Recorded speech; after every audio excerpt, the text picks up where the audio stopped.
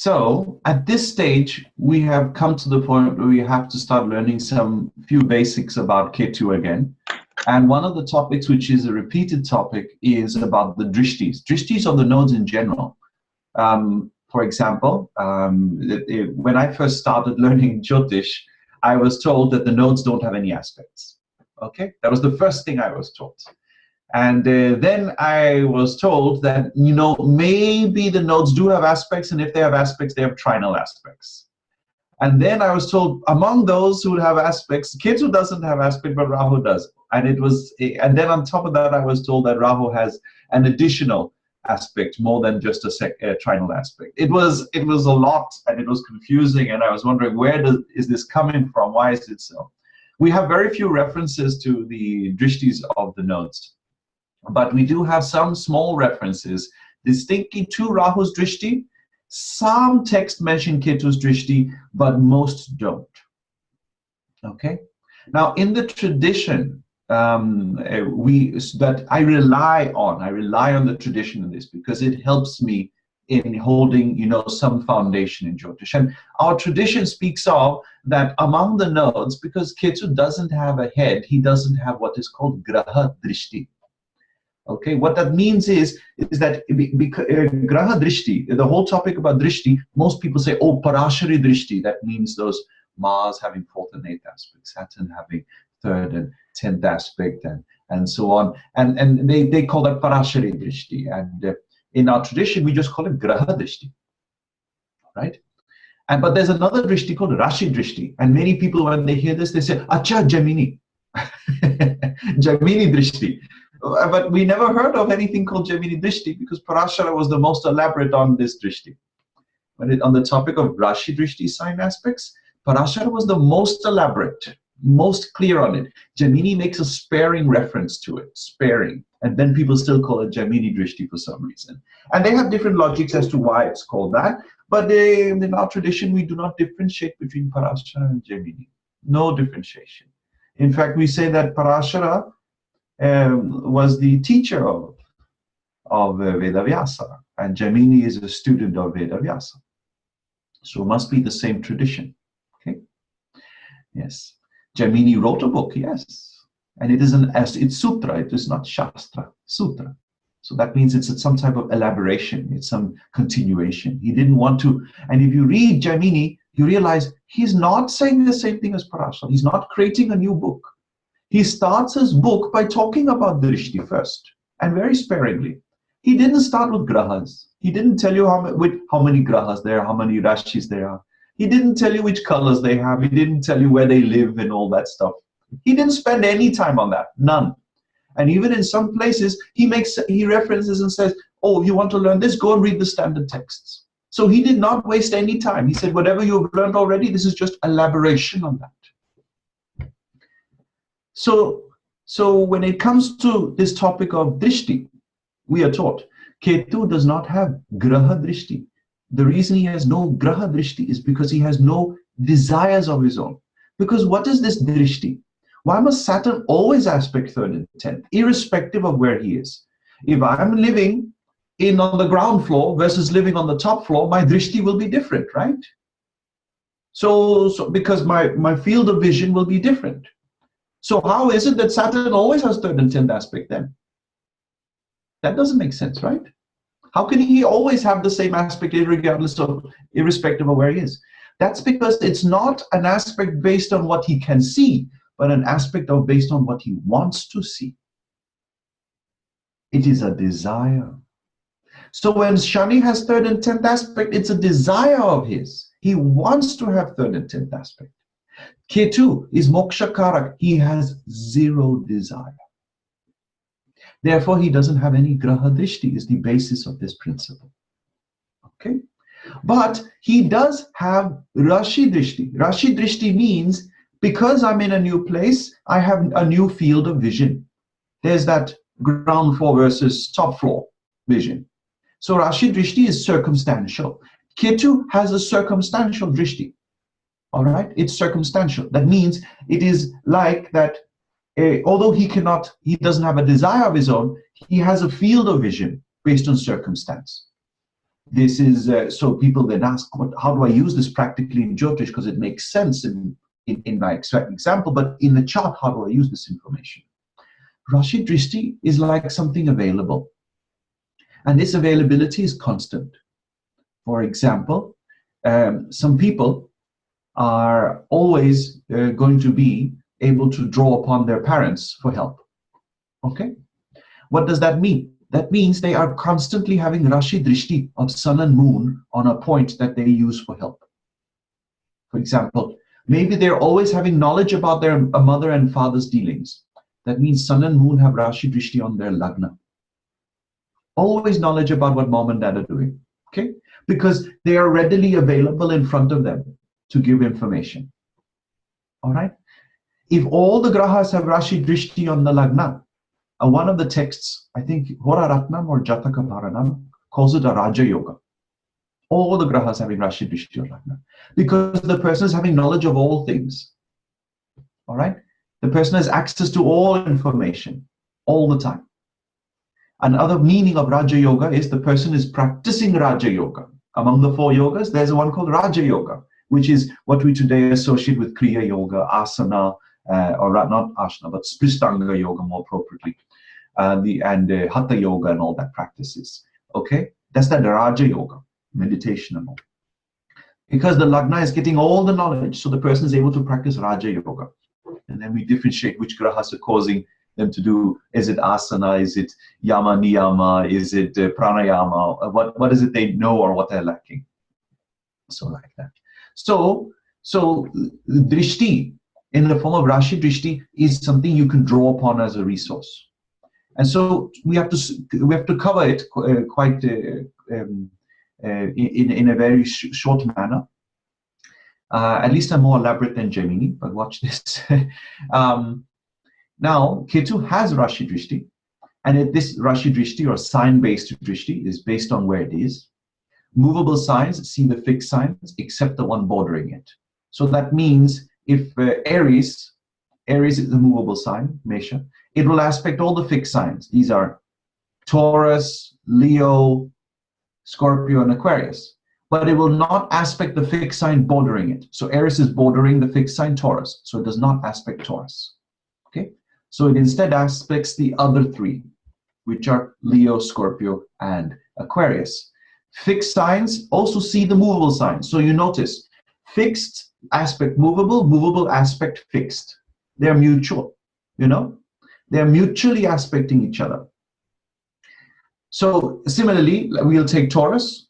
Taurus aspects all the movable signs. The movable signs are Aries, Cancer, Libra, and Capricorn.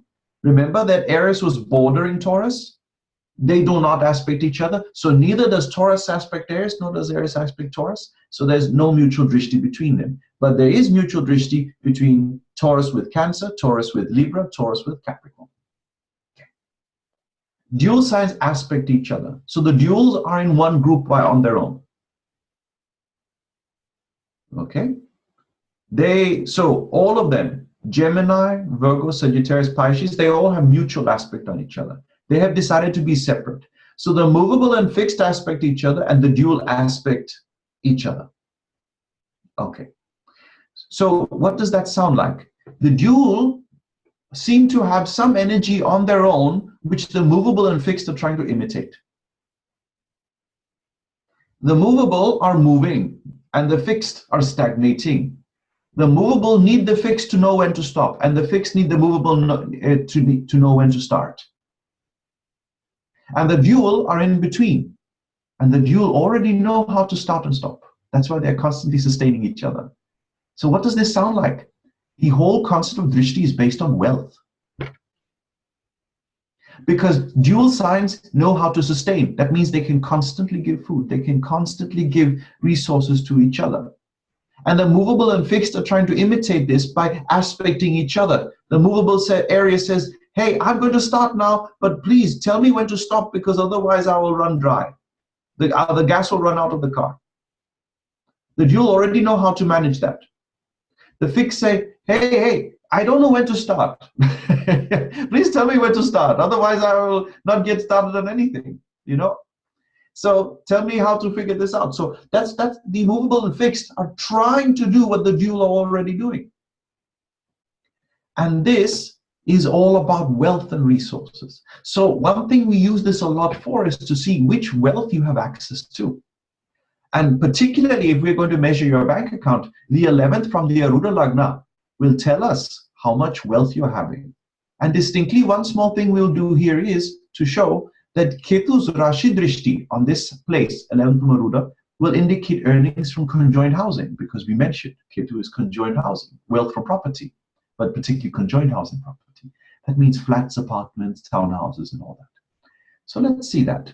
Here's an example. We expect this very popular man, Donald Trump, this is the chart. We expect him to be having wealth from conjoined housing. He inherited a lot of properties from his father to become wealthy from this topic. Now, we're going to do two funny things in this chart. Number one, Aruda Lagna. I sent Aruda Lagna on the previous slide. This is how we're going to measure the wealth from Aruda Lagna. And I'll just use the North Indian this time to point towards. The Aruda Lagna is here in Scorpio. Okay? And it is with Ketu. Now, here's the thing. If I count regularly, the 11th will be Virgo. Okay? From this Aruda. But now, let's try then. Does Ketu have Rashi Drishti on this sign? Because he has wealth from this, right? Rashi Drishti of Ketu must be on this sign. Now, Ketu is in a fixed sign in Scorpio. But this 11th is a dual sign. Dual signs will not share aspect with the fixed signs. Dual aspects are on their own. You know, they have their own thing going on. It's not working. What do I do? Vanita, I'm in trouble, right? I just taught something and it's not working in this guy. You know, this guy's chart is multi-millionaire, they say, as far as property is concerned. Please so here's a rule. pull us out of this trouble also. Yes, I will do my best. I'll do my best. So here's a rule. This Aruda which I was speaking of, it gets reversed if Ketu is on it. The whole chart just turns upside down from that Aruda if Ketu is on it. Because Ketu has this power to reverse everything. Wow. In the previous parts, we talked about this, that from Ketu, everything is reverse. His perspective is reverse. What you say is good to eat food, he says, no, it's bad. We should fast instead. Remember? Yeah. So he sees everything in reverse. And if he joins the Aruda, he'll also reverse the Aruda. Okay? Some people are going to ask me later, does he also reverse the Lagna? No. He does not reverse the Lagna. Okay? Lagna is based on Satya. Okay? So that Satya will not change. You will not suddenly see parents from your mom from the 10th house instead of 4th house. Okay? That won't happen. Okay? But on the Aruda, he can reverse Maya. He can reverse the Maya. That he can do. So what is happening here is I should take 11th in reverse. So I will take Scorpio and I go in reverse to find the 11th, then I'll get Capricorn. And now if I see Drishtis on Capricorn, if I get Ketu, I can justify that he's earning money from conjoined housing, among other things, apartments and flats. Let's try. This is a movable sign, Capricorn. It gets aspect from all the fixed signs. The fixed signs are Aquarius, but this is an adjoining, bordering sign. So he will not get Drishti from Aquarius. But he will get from Taurus with Sun and Rahu. Oh, maybe he earns from the Sun. Sun is government agencies. Rahu indicates foreigners, foreign agencies. Okay, yes. Mars can also indicate properties in the form of landed property and houses, you know. Ketu is in a fixed sign. So this is another Drishti. Ketu we expected, conjoined housing, right? And Moon, something to do with food or beverages. He tried at once to sell vodka, right? Maybe he sells other beverages. So these are aspecting Capricorn. We have justified two things. Number one, Ketu has Drishti through the Rashi Drishti. And number two, that Ketu reverses everything. Okay.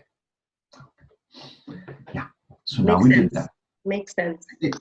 The way I presented it makes sense. I hope it keeps to make sense when other people try to do this. All right? Yes. All right. Now, this was a short thing, but I had to mention it because it'll come up. And we've now touched Drishti.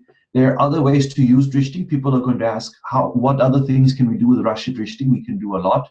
But just remember, it's a resource. All right? For example, let's say somebody wants to know.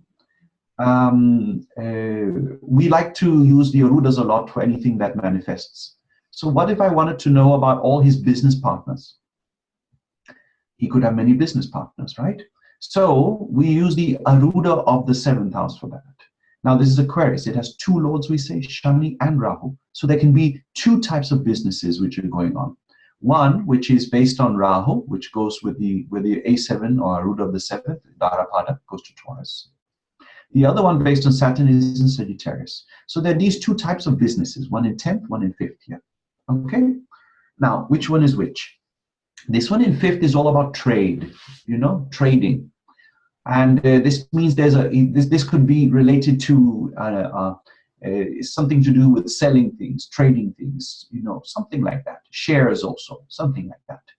Now, this one over here is in the 10th house. This has more to do with his day-to-day work, all right? And this could be, among other things, we see Sun is over there, so part of it could be his work within politics. But you do notice that the first lord is the Sun, so this has a lot to do with his own name. So his own name will be on this, like Trump Enterprises, Trump this, Trump that, Trump that. So this will be all about him, very much his personal work. So this is going on there. You could even argue, some people will say, this 5th house is his kids, business with kids. This other one is business with that he does on a daily basis. And then I see Sun and Rahu are here. So there's one partner, which is the Sun, another partner, which is Rahu. Okay? Mm-hmm. Now, there's some planets aspecting this by sign aspect, Rashi Drishti. It's Taurus, so I'll take the movable signs. Cancer, Libra, Capricorn, among which only Cancer has planets. So 2 more over here, Venus and Saturn. So all these 4 are like business partners for him. Okay? All right. Now, see this Rahu over here. Rahu is not so nicely placed for him. Okay? There's this principle given in a not so nice book called Lal Kitab. I never read Lal Kitab, never. But I was taught that that some of the principles therein are solid Jyotish principles. The remedies part, throw out. Okay, Lal Kitab remedies, throw out, forget it. All right? Preferably don't even touch the book. But there are some Jyotish principles which are real ones, real solid, which we didn't take from Lal Kitab, but we had from our tradition earlier. Okay. All right? And so what has happened, what the principle is if Rahu is in the Simhasana, okay? If Rahu is in the Simhasana, wherever Surya is will be eclipsed. Yep. So what's going to happen if Rahu and Surya are here? This Surya will get eclipsed. The power, yeah. Yeah, yeah. So this is what his leadership, right?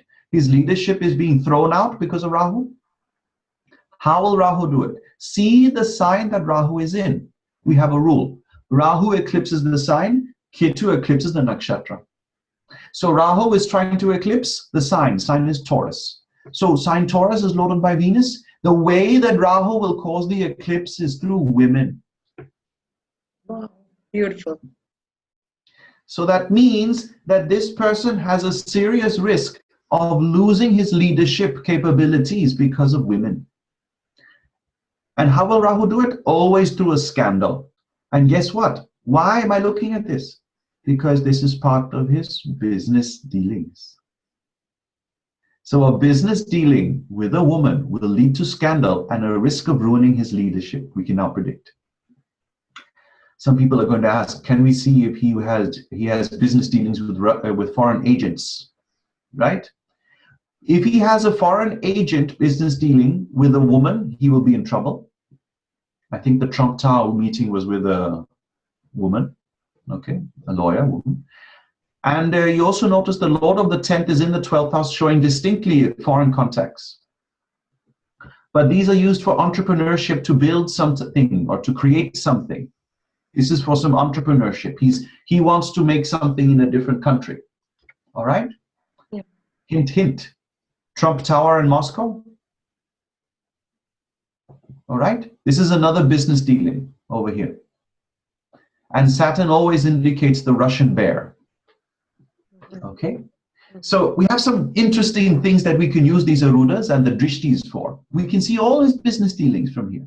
But if you see the Rashi Drishti Visti, Venus and Saturn are looking at the Sun and the Rahu, so it is saving grace actually over there. Maybe, you know, otherwise it would have been the low caste women would have harmed his image, tarnished in fact his image if it was not that aspect. What do you think to that? Question is if they're not working in parallel, all right? Because all these four are wanting to make business dealings with him. You see, all these four, they're interested in that. So question now, and Venus and Saturn in the 12th house, Venus particularly being a benefic will try to save him from this problem here. Venus is going to try and put the fire out over here. Question is, how much can they do in the 12th house? You're right, they want to save. This Venus distinctly wants to save. Saturn won't be able to do nothing. Saturn will just add to, you know, more fuel to this problem. Saturn is his sixth lord, so it could be that at worst an enemy, at best a lawyer. Okay, and so there could be a lawyer who's trying to remove this problem, but is actually making the problem worse. There's a Rudy Giuliani who's really making things worse over there, reputation-wise for him. All right, this Venus is actually trying to save him, but this Venus is in 12, so I don't think this is a saving grace. So now these are the Rashi Drishtis. We should not ignore Graha Drishti. The real saving grace is this Jupiter. True. Jupiter, but Jupiter doesn't have Rashi Drishti. It has Graha.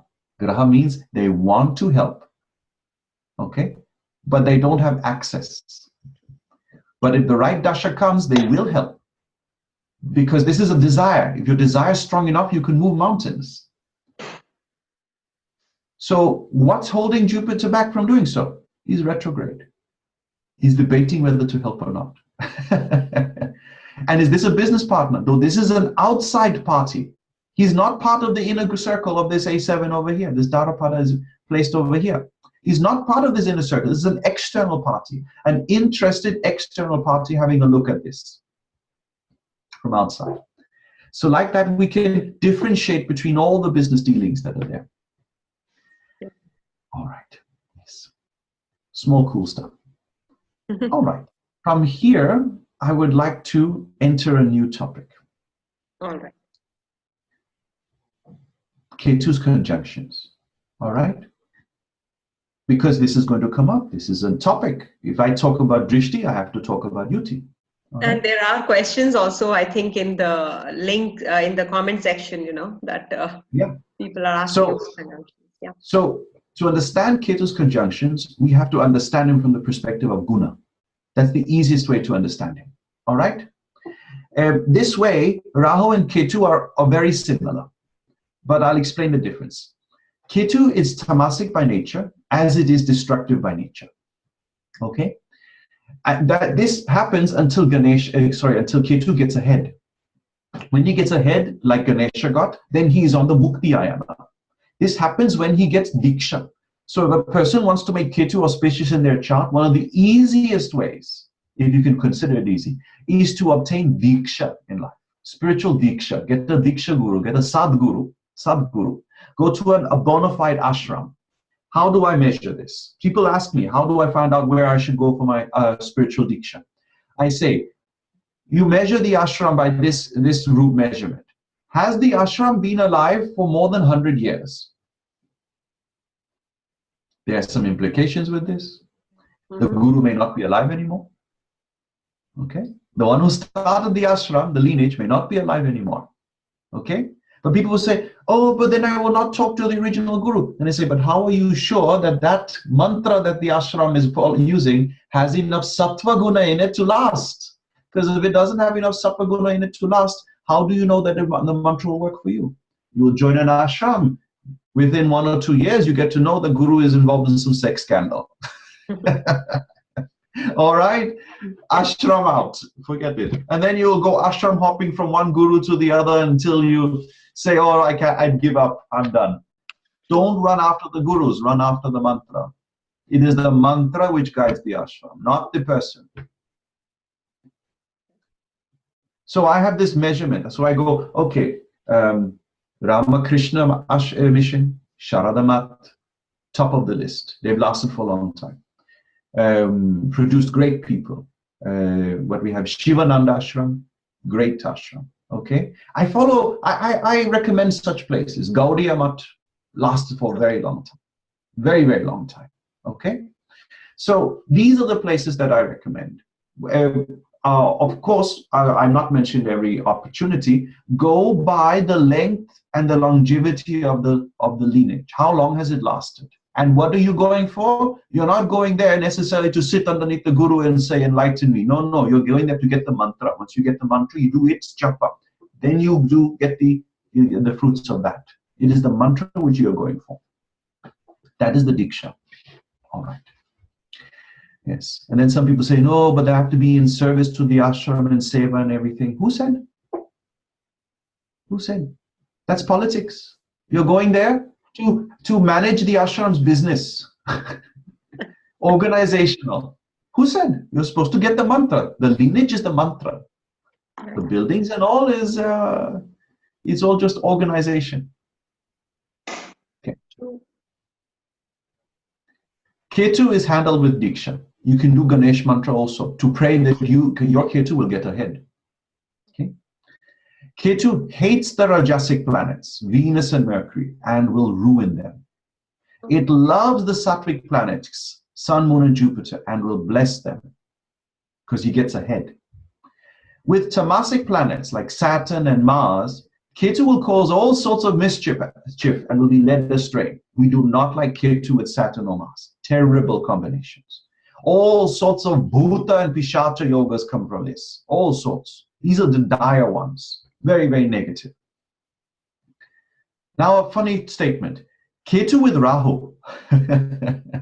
People say, how does Ketu conjoin Rahu? Visti, have you lost it? No, I have a reason for saying this. This only happens in certain divisional charts. Which ones? In D16, in D20, D24, D30, D40, and D45, Ketu and Rahu will conjoin. Okay? Yeah. These 6 places they can conjoin, will conjoin, are the 6 doorways towards moksha. You can get moksha through one of these divisional charts. Don't need all of them, just one. All right? D20 distinctly is when you go and get involved in spirituality. You can also get it through D24, very intense study. Okay? Like a scientist, like a rishi study. D24. D30, by overcoming your sins. D40, completely dealing with all your maternal karmas, paternal karmas in D45. D16 has all to do with your attachments to objects and your understanding of time. Okay? So these are 6 different pathways towards moksha. Rahu and Ketu Yuti there to open those doors. Okay. Now, so I've now detailed the conjunctions with Ketu. All right? And so here we have Ketu with planets in any Varga. This applies to any Varga, any divisional chart. If this conjunction happens, this is there. Although I have given one disclaimer to that in one conjunction more particularly applies to Rashi chart. Now, I'll explain.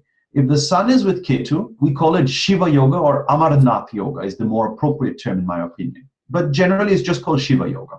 All right? But the reason we call it Amarnath Yoga is because it can cause something to live forever. This is like knowledge which lives forever. And this gives different results. Like if you are working in the place where there's Shiva Yoga, you may work in a library. Then it doesn't sound so romantic, so exotic. But if it is associated with places that you are getting soul knowledge, then you are personally, as your soul, accessing knowledge. Okay? Very deep spiritual knowledge. Like Ramana Maharishi, he has this yoga related to his Atma Karaka. Okay? This is in Navamsha, by the way, Karakamsha. Now, for him. Now, if moon is joined Ketu, I said it blesses, but it's also called Grahana Yoga. I have not found any other yoga name for this. But it tends to be quite a good yoga. the person is very attractive. If Rahu is unconjoined. So what does this mean? I was talking about moon with Ketu and now I'm referring to Rahu. All right? So usually, if moon is with Ketu and Rahu is alone, the person is extremely attractive. Their face somehow exuberates some very strong sense of attraction. Even though the person themselves may not be aesthetically attractive necessarily, but they will have a very strong level of attraction toward that people will notice. Okay. But unfortunately, they can often be obsessed with their appearance. Keep this in mind. In a positive, they love images. And so they will be very fond of images and photography and such things because of the moon Ketu conjunctions. So this is a very nice yoga. I've rarely seen that moon Ketu conjunctions cause significant mishaps in the person's life. Some people say that, but I've not seen it. Unless there is other afflictions, all right, to the moon in this case. If Jupiter is with Ketu, we call it Parampara Yoga. Some people call it Veda Vyas Yoga. It's a blessing of Ganesha and the tradition. If Mercury, now here we come to the bad group, right? Mercury and Venus. The first three were nice. So this is the Rajas group. If Mercury and Venus are conjoined, Mercury is conjoined Ketu, then it causes breakage of foundations or even breakage of limbs of the body. What's happening is that Mercury is supposed to indicate the solid entities and Ketu breaks the solid. So this can cause breakage of bones. So this is Tattva based, you notice. So obviously Venus is Jala. What is Ketu doing with Venus? Rakta dosha, blood problem. All right? In the positive, it can also give Dikshita Yoga. So this can cause disease of the blood. It can cause disease of the blood if associated with the blood. That means that Venus must have something to do with the person's health. Otherwise, we don't say it's a problem. It can also give great purity of thought because Venus is now coming under control. All right? The Rajas of Venus is now being put under serious control so that Venus does not stray anymore. That's what's also happening. So this is very good for spirituality. If Saturn and Venus and Ketu have yoga, it's called Tapasvi Yoga, where Venus is being put under such control that it's all leading towards spirituality. Okay? This is a good thing. Rajas under control. Unfortunately, this does not happen with Mercury. Okay? Now. So you mean to say, we see that with Venus, Ketu together, Venus is losing its significations more. So, well, yes, because Venus is the more benefic here. Venus is like the more pure one. And Ketu is the more malefic here. So he's the least pure. So as a result of which, Ketu is becoming more auspicious and Venus is becoming less auspicious. So if Ketu becomes more auspicious, that means he's ready to give something very nice. Okay? Or is it? Okay. Yes. And more so in this combination, remember Venus is also one of the gurus. He's actually Samsara Guru. Okay? He's the Samsara Guru. And the beauty of this when Ketu conjoins him is that the Samsara Guru has now decided to follow the path of moksha. Right. So there is some benefit to this. Still, do not be biased and say this is all good. It can cause blood complaints, blood problems, rakta dosha as well, if Venus has any impact on the person's health. Okay? Yeah. To be clear, I'm very interested in Shubhapati. If Venus is Shubhapati joined Ketu, I'm very worried about the blood and skin. Yeah. Now, if Ketu is joined Saturn, it's called Sarpashrada. Okay? This gives problems to the lineage. This is because both the nodes are, we say that, you know, some people use the word Sarpa for the nodes, right? Sarpa? Like Rahu is a Sarpa, yeah. Ketu, sometimes they also say like Naga. Like Sarpa dosh and all that. Yeah. Now, there's another, when people say Sarpa, they usually mean snake. Okay? But Sarpa also means rope. All right. The word Sarpa also means a rope. And this rope is like a sutra or a string. It's connecting something from one place to the other. So a very important aspect to the nodes are that they show also a lineage. That's why we got Jupiter and Ketu causing Parampara Yoga. Ketu is also a lineage. So when this happens, the lineage is being cut by Saturn. Okay? So if Saturn joins Ketu or even aspects Ketu, then there can be an issue with the family. All right? And when I see this, I have one prediction. I didn't write it down because I had to be very technical. But I will tell you, when I see Saturn and Ketu conjoined, or even Saturn Rahu conjoined, I tell the parents, ooh, this child has been a very demanding child. Okay? They have been looking for attention from the parents all the time. All right? They may be very attached to their parents, or they could also hate their parents. It's usually one or the other, depending on the chart. All right? This is because the person in their past life did not do the last rites of their parents, of one of the parents. Okay. And therefore, there's this huge vacuum in this life that they're trying to fulfill. And to do so, they go looking for that parent in this life to get this vacuum fulfilled. And it's like a never-ending hole that they're trying to put that they're trying to fulfill through that parent. And the parent says, why is this child so demanding? I don't get it. You know, always running after us. So what happens? The child is demanding. The parents are saying, become independent, become independent. The child starts thinking, why don't you love me? Why aren't you giving me the affection I want? And the parent says, you are being a nuisance. You're much more than your siblings. So the child starts thinking, you hate me. Say, no, I love you, but become independent. You don't need me all the time. All right? And so this cycle of problems starts in the family. This is what Saturn does to the nodes, and specifically Ketu more so. All right?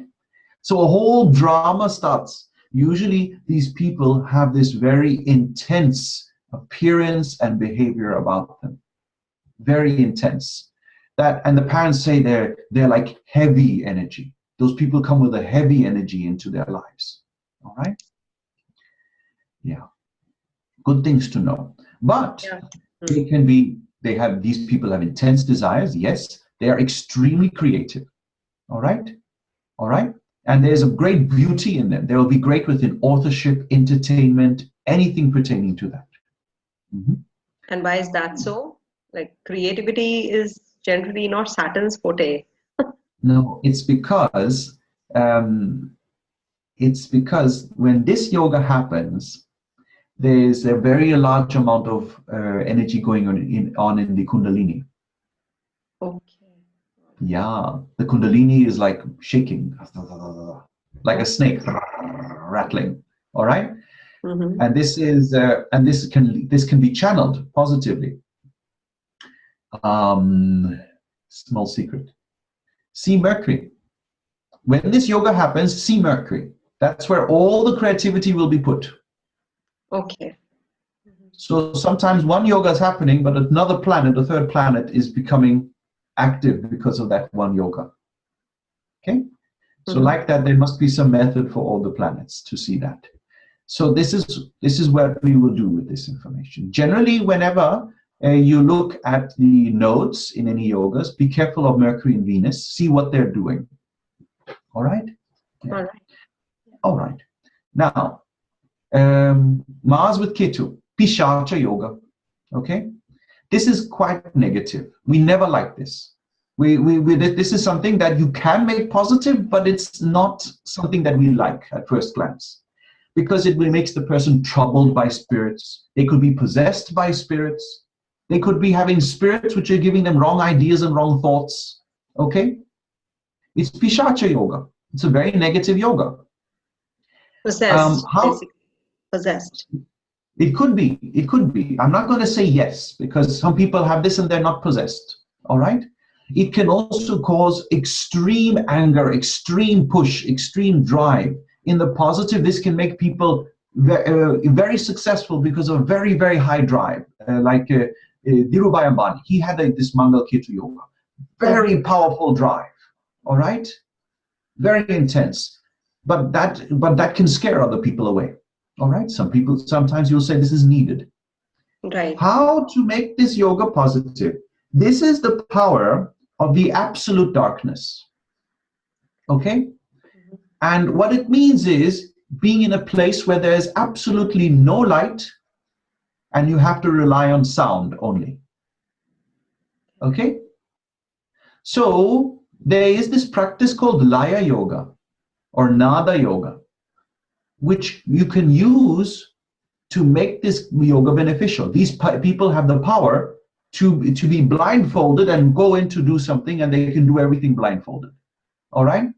Like we know of Bhima Pandava, right? He would get hungry in the middle of the night, and in pitch darkness, he would be cooking in the kitchen. Right. All right? That is that power of the Pishacha yoga, all right? That you can do some things without even seeing it.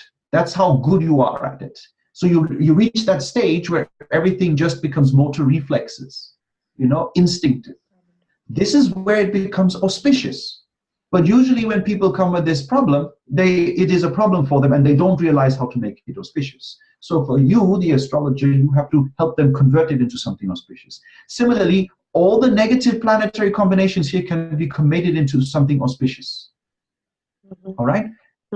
And the idea of the astrologer is to find out what that field is, because usually something which is negative is just because it doesn't always follow the norm. Right. Yeah. And people are trying to adapt to the norm, but not trying to adapt to what they actually have as a skill. Yeah. This becomes a skill if Shubhapati is involved. Okay. Yeah. All right. We've done some conjunctions. And yeah. So this we can do in the next part. I dare say we could. Yes. Yeah. We should. All right. Thank you.